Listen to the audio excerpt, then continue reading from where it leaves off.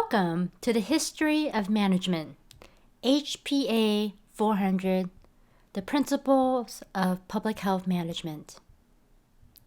In this lecture, we will focus on management approaches. Here is our learning objective. We will learn the classical view, the contemporary view, and the modern view of management theory, specifically the learning system. And last, I will wrap up key messages from this lecture.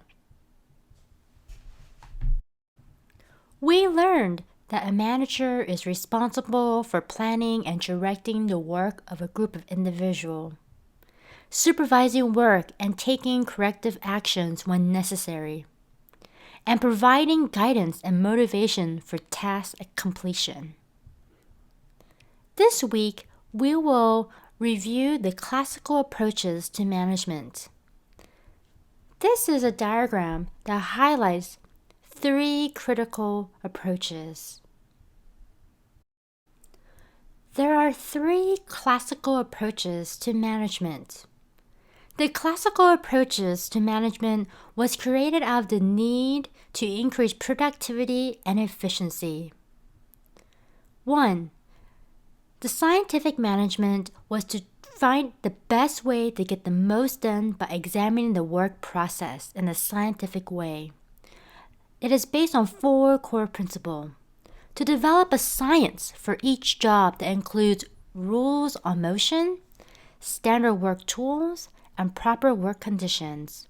Second, to hire workers with the right skills and ability for the job. Third, to train and motivate workers to do their job according to the science. And fourth is to support workers by planning and assisting their work by job science. Second, the administrative principle focuses on the total organization and the importance of developing managerial principles. It looks at the flow of information within the organization and emphasizes the importance of understanding how organization operates. And the third type of classical approach is the bureaucratic organization. It has 2 main elements: a hierarchy structure of the organization, and rational legal decision-making rules that governs the organization and its members. While these classical approaches to management was very critical at a certain age during American history, there was limitation to the classical view. It focused too much on efficiency and productivity rather than human needs. It ignored human variability such as motivation and behavior. And the classical view was not sufficient for complex organization. The classical view did not have matrix and tools that were able to improve efficiencies that had some variability, and it wasn't appropriate in many work settings. Therefore, it was time for a new vision for management. This leads us to the second point of our lecture, an introduction to the contemporary view of management. The contemporary view of management stemmed from the human relation movement. It was based on the behavioral management theory. Studies show that behavior of people in groups determine their fit with the company. This theory seeks to understand what factors create motivation, cause conflict, build experiences, form group dynamics, and productivity. It viewed employees as individuals, resources, and assets to the work environment. It focuses on the development of human relation skills. The ultimate objective of the human relation movement is to enhance organization success by building relationships with people. As you can see, human relation movement is a prime management skill in the field of public health, where we are constantly engaging with the community and to serve the public. During this phase of the human relation movement, many psychologists began to apply these theories into management. The Maslow theory focuses on the needs theory based on 3 assumptions. Human needs are never completely satisfied. Human behavior is purposeful and is motivated by the need for satisfaction. And these needs can be classified according to the hierarchy of importance. He divides this hierarchy by higher order of needs and lower order of needs.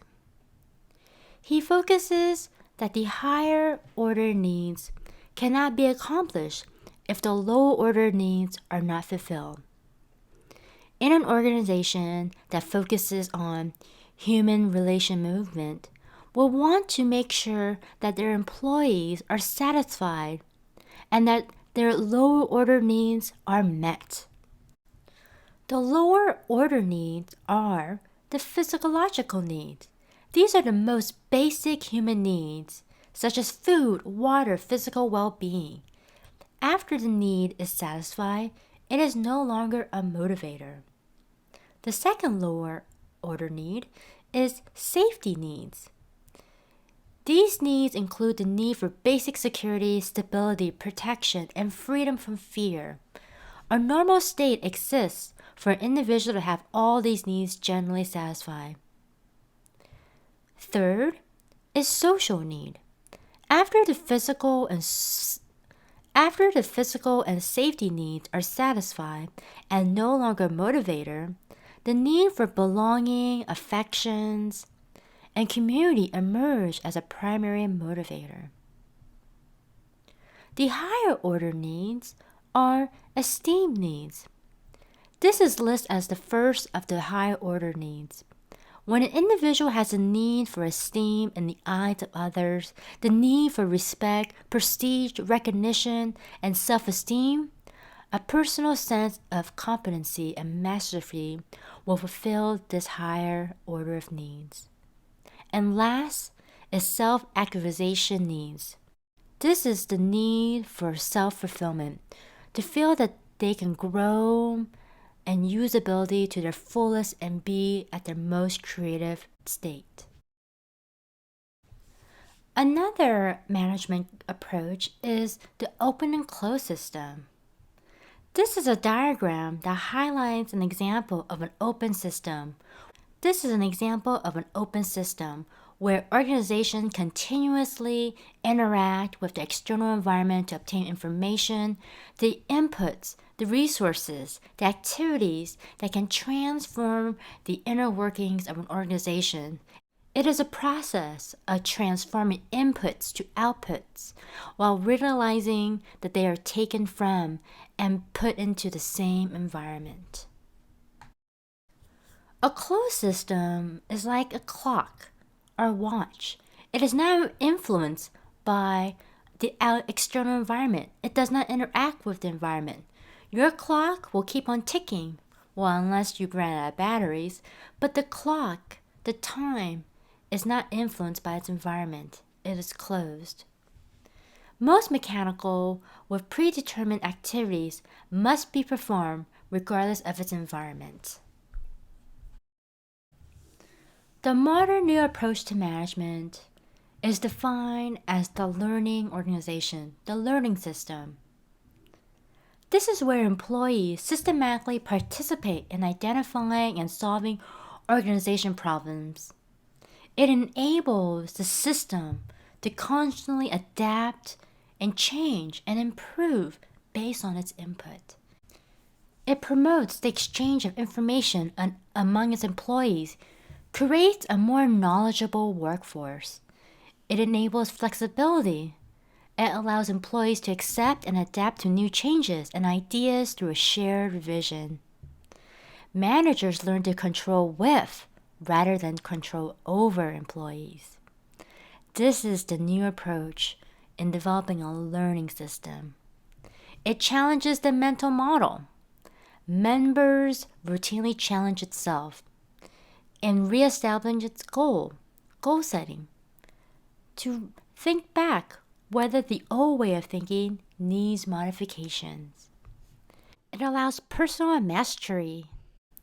Members are committed to gaining deeper self-awareness and ability to remain open to others. It embodies systems thinking.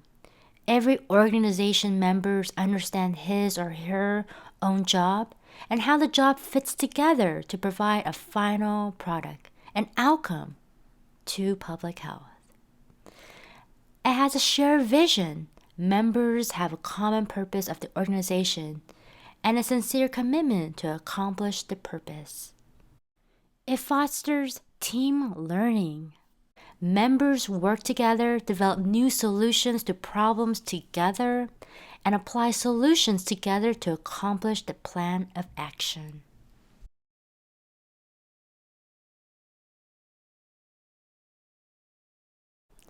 In summary, we highlighted the classical approaches to management. We also discussed the limitation to the classical view, which then drove to the development of the contemporary view of management. It developed the human relation movement. In our complex world in solving public health issues, it is time to apply a new system of management. The learning organization is the new approach to management. Our next lecture series will focus on planning and decision-making. We will understand the purpose of planning, the benefits and pitfalls of planning, and why managers develop a strategic plan, and how various different types of plans are used. We will define the steps in decision-making, using groups for making decisions, and why forecasting is important, specifically in a time of uncertainty. See you on Blackboard.